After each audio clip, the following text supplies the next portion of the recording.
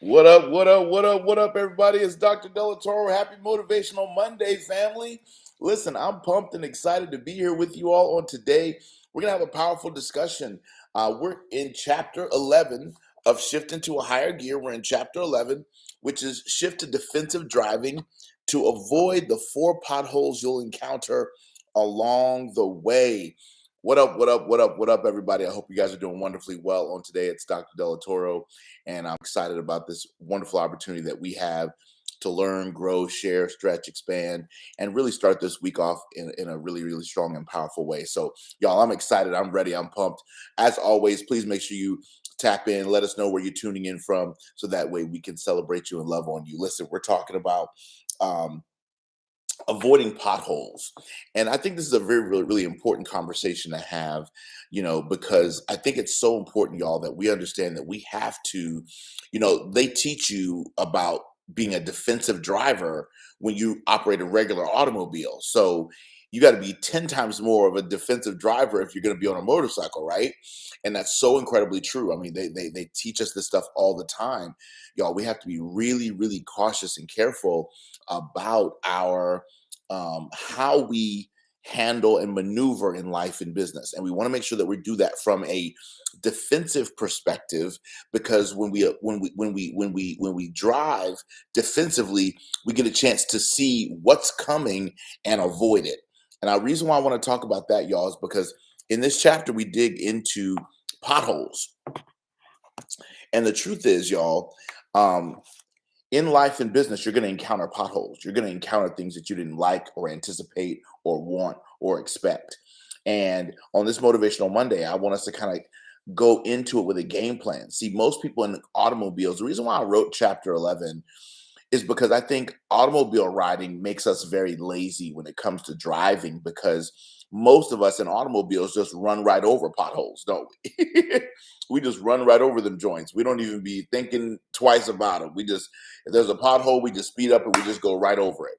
The problem with going over potholes and not respecting the pothole for the message that it's sending is the fact that 9 times out of 10, we end up getting massive damage. So if you had a pothole in a car, it might not do much damage to you, but it still could very well do damage. But when you hit a pothole on a motorcycle, it could literally be fatal. So we're trained in motorcycle riding that you have to literally avoid potholes altogether. Don't even attempt to try to move over them.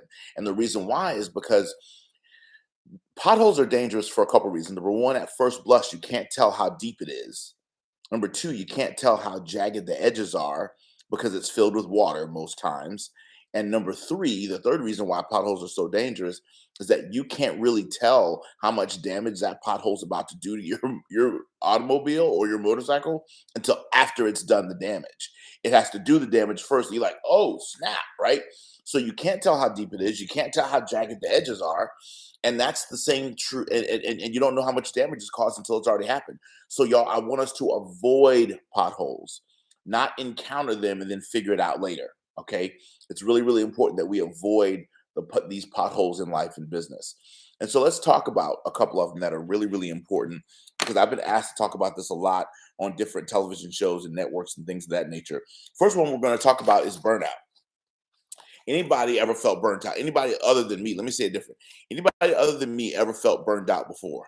Anybody other than me ever felt burned out before? Right? Come on, just fire off in the comments. Let me know if you've ever felt burnt out. I know that you have felt burnt out.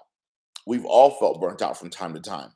And in fact, burnout, the World Health Organization has listed burnout on its 11th revision of the International Classification of Diseases.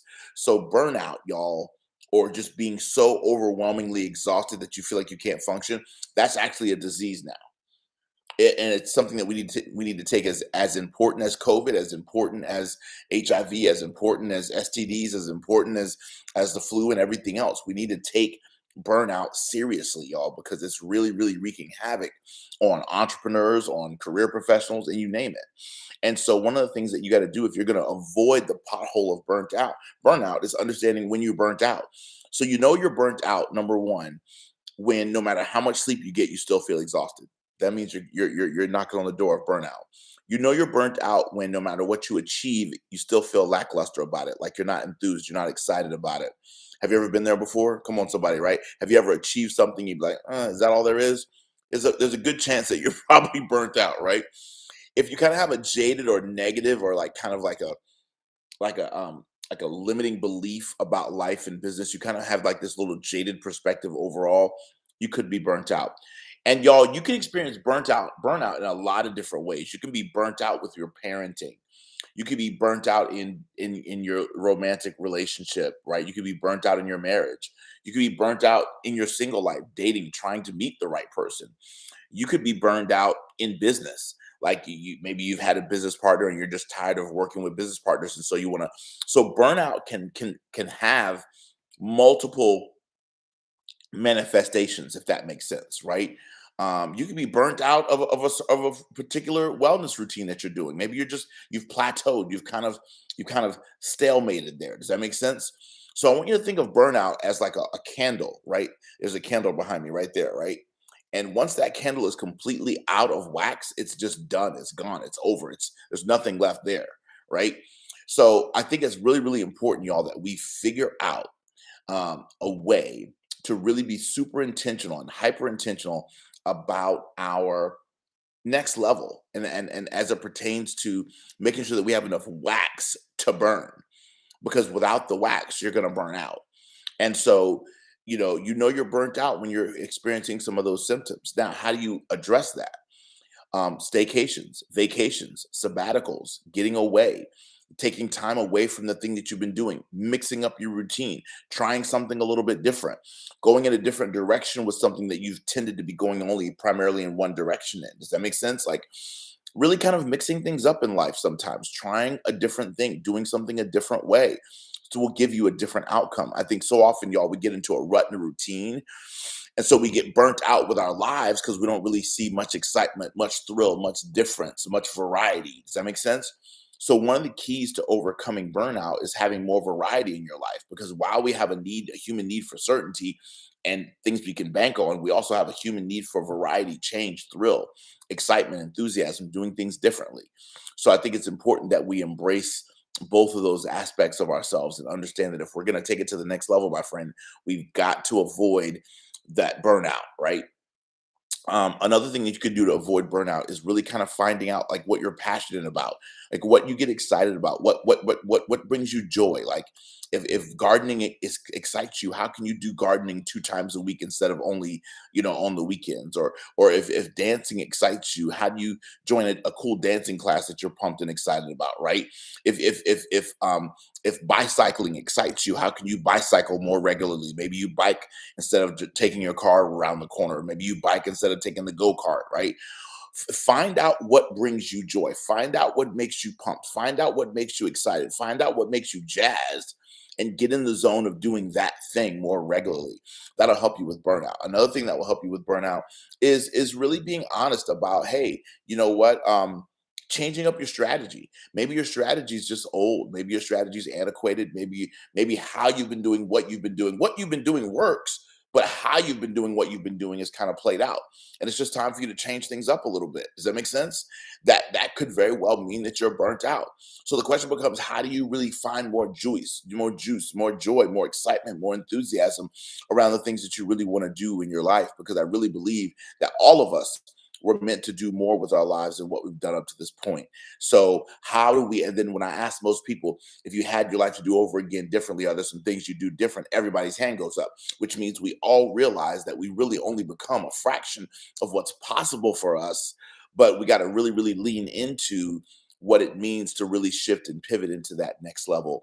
And I want that for you, my friend, really, really badly. So on this Motivational Monday, I really want to encourage you to really kind of, and I want to talk about another pothole too, because we talked about burnout, which is a really important one, and there's one more pothole that I want to address, which is burnout's cousin. So burnout's cousin is overwhelm. And overwhelm is what's going to lead you to burnout. So you got to maneuver around burnout, but you also got to maneuver around overwhelm.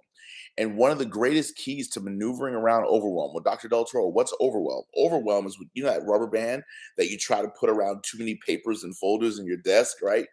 and then the rubber band bursts, right? Or maybe have you ever been trying to get too many things out of the out of the you carrying too many groceries and you end up dropping one of them, right?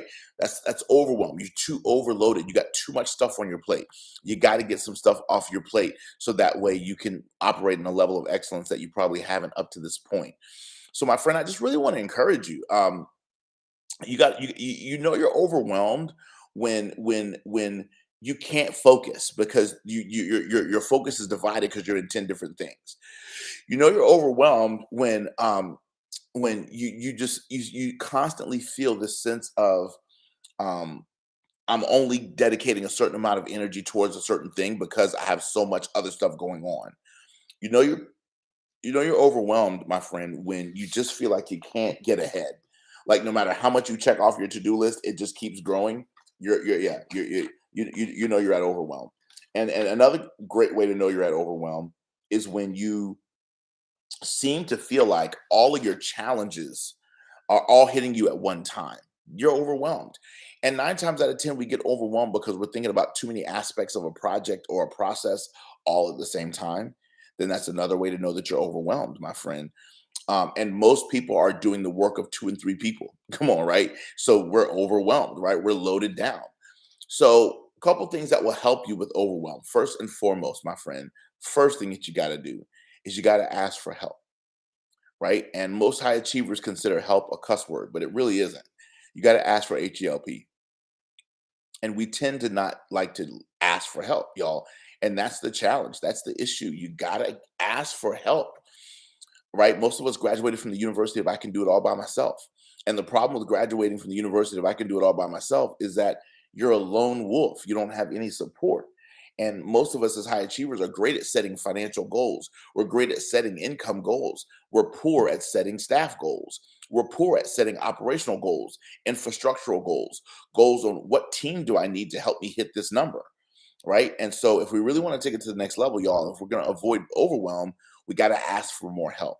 We got to figure out who we need on our team so that we can grow and scale what we're doing to the next level. Does that make sense? We got to really be intentional about our efforts. We got to really be intentional about asking for help, delegating, right? Giving people a chance to make mistakes while they're learning how to support us in our businesses and our brands. Speaking up, learning how to say no, huge. You really have to learn how to say no if you are going to be better in this conversation of overwhelm, because 9 times out of 10 you also get overwhelmed because you say yes to too many people and too many projects. How many of you all struggle with saying no because you don't want to let people down? Come on, fire off in the comments and let me know. A lot of us struggle with that because we don't want to let people down. But the problem with not letting other people down is that the more you take things on your plate that don't belong, guess what happens? The more you have to say no to things that are already on your plate that do belong. So it's this constant battle of prioritization as to what's most important. Okay. And so I just really want to admonish and encourage you guys to really, really focus on what it means to create more of a balance. And I know people say that oh, balance is a notion and balance doesn't really exist.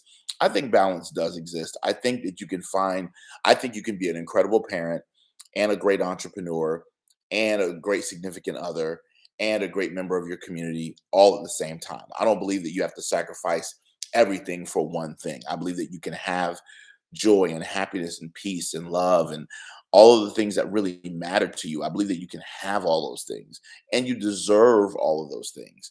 And you get to give yourself the gift of that every single day. So, my friend, I just wanted to come on here on this Motivational Monday and encourage you this week.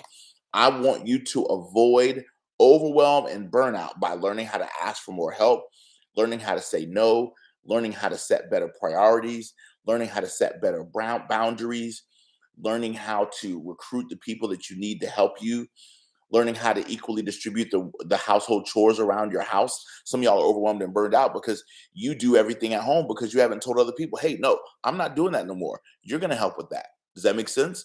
And I think so, whether it's our kids or our significant other or whatever, sometimes we just have to distribute the workload a little bit better and we'll feel more at peace and we won't feel so overwhelmed and overloaded all the time. Does that make sense? I think it's so vitally important, y'all, that we take the time to give ourselves the gift of uh, understanding that we don't have to live an overwhelmed life. Another thing that you can do that will help you with overwhelm is to understand that less is more. Instead of trying to do 25 projects, do 2 or 3 projects really well instead of trying to do 30 projects like halfway decent, right? Really, really focus on doing a few things awesome versus trying to do a lot of things. In other words, I say it like this: be an inch wide and a mile deep. Most people are the exact opposite. They're a mile wide and they're an inch deep, right? So they know a little bit about everything, right? Right? But if you flip that around and you go an inch wide and you go a mile deep in your expertise and your subject matter and the things that matter the most to you, instead of trying to implement 25, 30, 40 things, you just implement 2 or 3 things really well. So less is more when it comes to feeling burnt out, when it comes to feeling overwhelmed. Just remember, the biggest difference between those two potholes is that burnt out tends to happen because we ignore all of the signs that overwhelm is giving us. So if you allow overwhelm to stay in your life long enough, overwhelm will turn into burnout. So if you can just manage overwhelm, you won't get to burnout. So burnout is an extreme version of overwhelmed, right? You could be overwhelmed with the kids until you're burnt out one day and then you lash out at everybody, you scream. You could be burnt out, you could be overwhelmed with your team until one day you're burnt out, and next thing you know, you yell at your team on Zoom and then you got to apologize to everybody, right? You could be overwhelmed with all the logistics that are happening for an event. Next thing you know, you end up fussing out people behind the curtain and you forgot that your microphone was on, right? And so your whole audience hears it, right? You could be overwhelmed, right, with the way poor people have treated you, right? I'm not talking about economically poor, I'm talking about like whack people have treated you poorly. So when someone great comes along, you treat them poorly because of all the ways that you were treated poorly by people who didn't deserve your time. So y'all, we have to be careful with this thing called overwhelm because it can build up and it can add up to a lot of unhealthy things. So really take the time to really maneuver around the pothole of burnout, maneuver around the pothole of overwhelm, and really get to a better place. And I'm really excited to see this amazing better place that you get to when you make the commitment and the decision to live your dreams at the highest level, y'all. This is Dr. Delatorro, Motivational Monday. I hope that you've gotten great value out of this. And if you did, listen, I would hope that you will come and hang out with us. Come spend a couple days with us in person at the Shift Summit. We've got the Shift Summit Live coming up October 20, 23rd and 24th here in Tampa, Florida. The website is Shift Summit Live. And I would love for you to come and spend 2 days in person with me. And it's going to be an incredible, incredible time. It's going to be a powerful time. It's going to be a transformational time. Get your tickets ASAP. Use the promo code transformation. If you use the promo code transformation, you'll save $100 off of registration.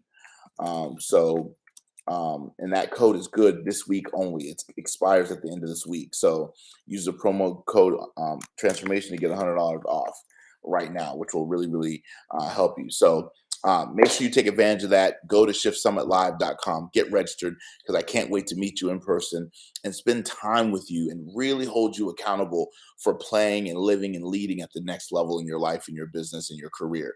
I only want what's best for you. I hope and pray that you have a beautiful, beautiful week, and we will look forward to talking to you guys super duper soon. God bless you, and we'll talk later.